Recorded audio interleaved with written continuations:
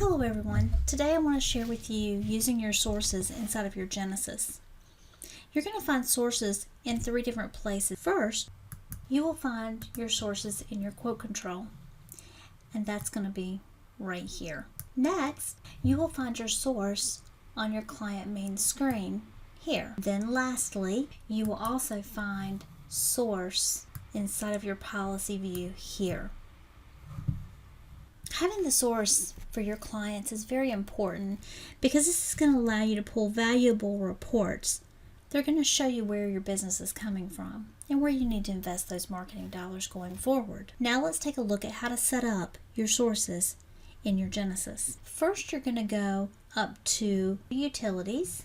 Then you're going to go to your customer source list here. This is going to be where you find all of your sources in your Genesis. You'll be able to add, delete, or transfer. The next very important step is going to be to go to your agency setup, which is also under your utilities. Once you're in your agency setup, you're going to go to your preferences. Once inside your preferences, you're going to want to look for your require source.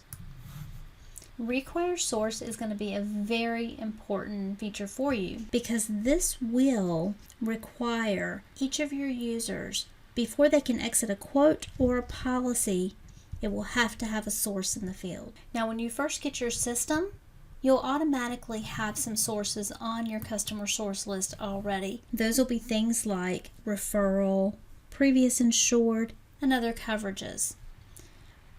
You'll customize your list. Put your sources of business on that list. Once your sources are set up, you want to make sure that when your users are putting prospects into the system that they are choosing the correct source. Now if you're needing a source that you do not find on the drop down, you have a little box here that has 3 little red dots inside of it. That's going to be here. This little button will open up the source list as well, so they could quickly go ahead and add that source to the list. I hope this has been helpful. Thanks.